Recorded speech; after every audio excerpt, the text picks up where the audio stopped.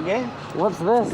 Petrol or LSD? This no sulfur diesel. I'll take some LSD. Petrol.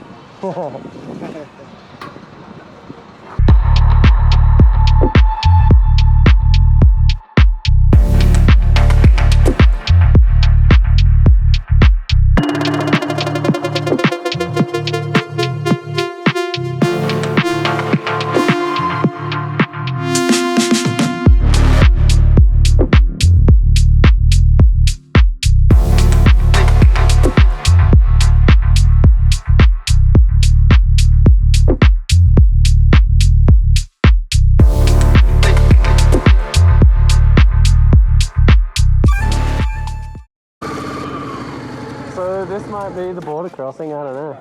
Is this the border crossing? My blow. Just listen first. Yeah. Was here. The border is closed. Where's the immigration? Immigration. This is one border bus. Yeah, but where's the Zambian immigration? The immigration is there. Oh, okay. This one, yeah? Yeah. So you can park here. You Honda vehicle. I'm gonna drive around Yeah, there. you can, no, there's no any problem. Uh-huh. So after finish, we do business. Yeah. Yeah. Let me drive over there. Right now. Oh, you have to go through this. I'm just gonna go around here. Okay, you talk to them.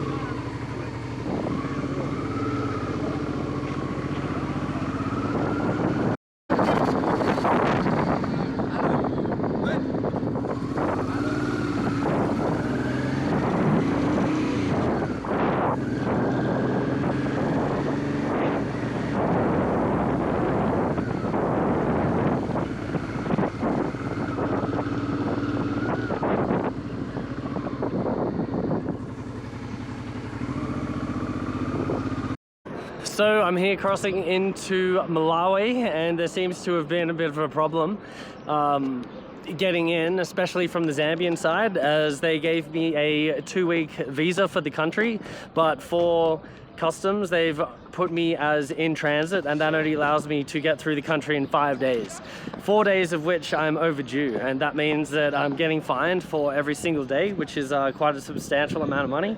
So and I think they've just made a mistake. They should have put me down as a visitor, and the motorbike should have been allowed into the country for the same amount as my visa. But apparently these two services, immigration and customs, are completely separate and don't communicate, and that's why there's an issue. So I'm gonna go see the supervisor and see if he can let me off paying this fine. So I successfully got an extension from one of the big dogs in the Zambian embassy, and they should acquit the 4 days that I'm being fined for. So hopefully I'm going to show it to this old mate in the other building and he leaves me alone. And then I'm going to check on the Malawian side that they didn't make the same error. Well, once again, I'm broken down and I don't know what it is. Time to get some new spark plugs. Problem is I didn't have the right tool, and we actually have to take this radiator off to get behind there.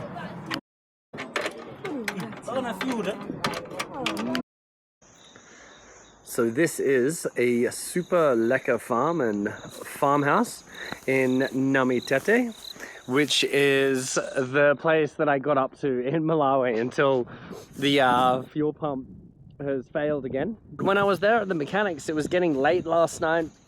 Didn't know what I was gonna do, where I was gonna stay. I didn't even have any cash, and this family in a 4-wheel drive has just come along next to me and asked if I was okay, and offered for me to stay at this beautiful house for a couple of days until I get it sorted. So there's some beautiful animals. Hello. Hello.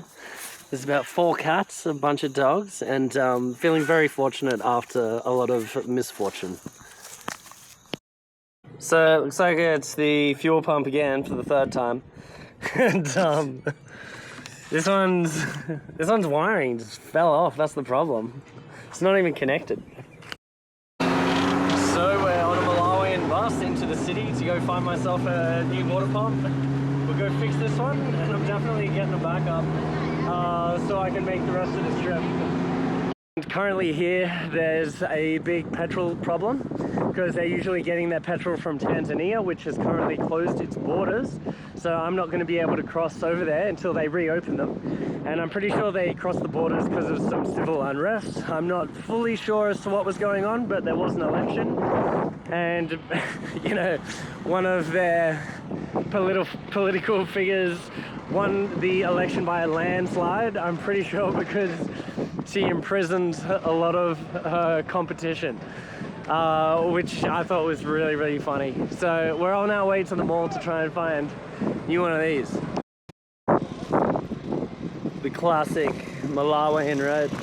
Just walked here for about 3 kilometers and no one's here until the next couple of hours. So I'm just gonna have to wait around and get some lunch and hope that maybe they have a part that's usable, because this obviously looks like it's for cars and probably mightn't stock something suitable for my bike. I'm currently in Malanga, a little part of Lilongwe, of the city that's got a lot of auto parts stores, and I can't find my fuel pump at all. This is the backup that's fixed. I really wanted to find another one of these connections so I can buy another one and have a backup, but I might just buy it anyway and then I'll change the cords if I need to. So I think that's the best we can do right now, and we'll just have to see if that works.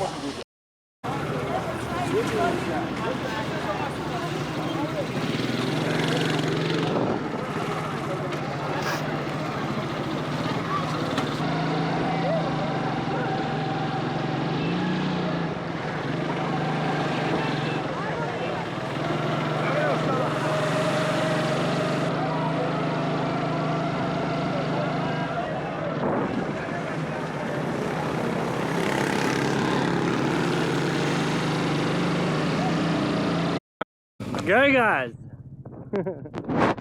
So I've made it back from the mechanics and we are up to fuel pump number 4, believe it or not. The other one that I soldered and fixed just didn't work, along with the other 2 that I've had to throw out.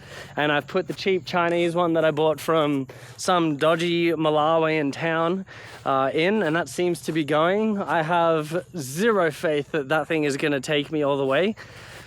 Even the locals are like, bro, that thing's gonna last like a couple of months max, and then you're gonna have to change it. And I'm currently here deciding if I go to Lilongwe. There's, as I was saying before, because the borders of Tanzania were closed, it means there's no petrol in Malawi, and they're currently charging me 10 Australian dollars a litre, which is incredibly extortionate, and I have to either bite the bullet and decide to pay that to get to where I need to go or not. So these are the decisions we're onto at the moment.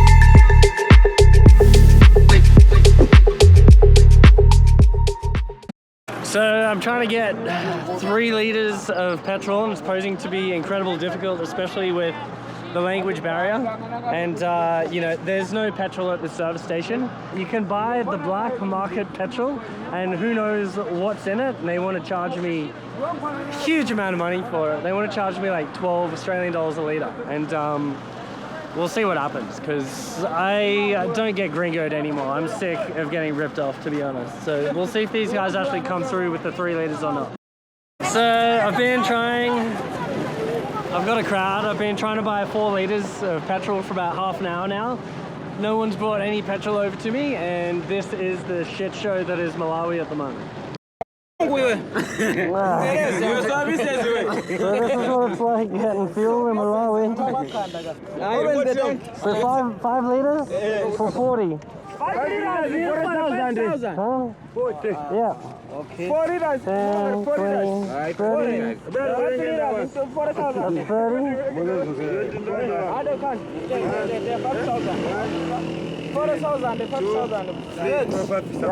10 more. 5,000.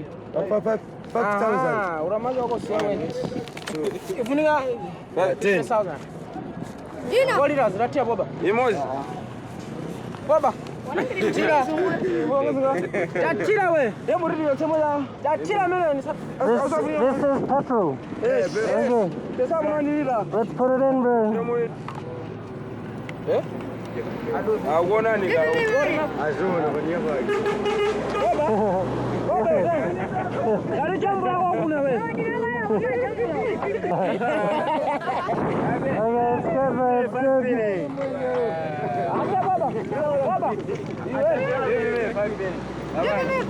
good. Two bin. Hey, gentlemen.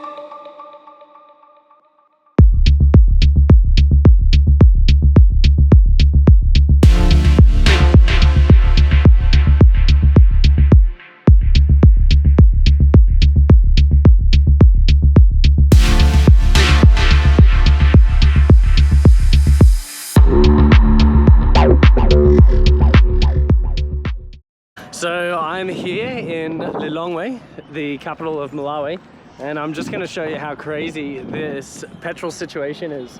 There hasn't really been any petrol coming in for a very, very long time, and there's just lines of people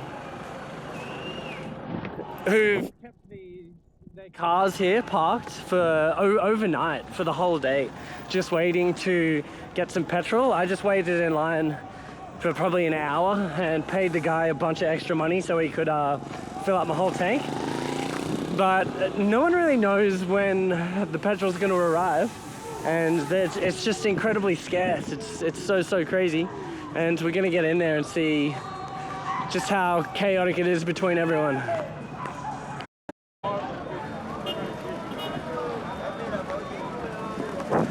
Chaos.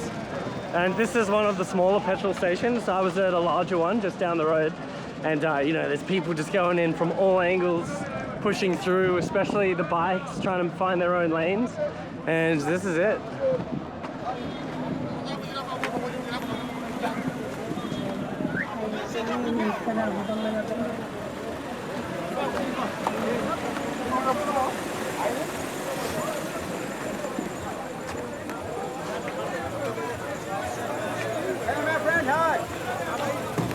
So yeah, bro. And you can hear everyone's like Muzungu, which means the white fella.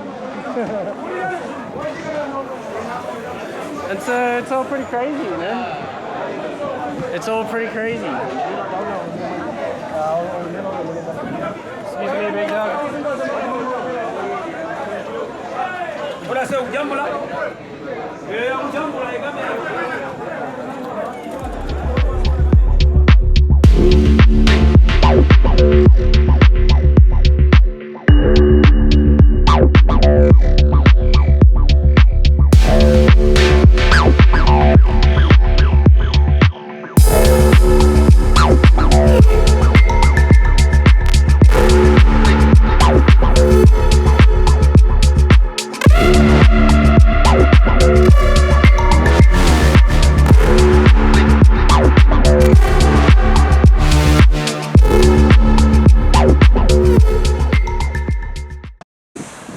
Now we are talking. I finally hit water after so long of being landlocked. and it feels really, really nice having a cool breeze on my face. Definitely gonna have a beer along these chairs. And believe it or not, the family that picked me up when I was stuck in Namitete, once again looking for another fuel pump, they own this land and their friend has built this backpackers on it called Cool Running.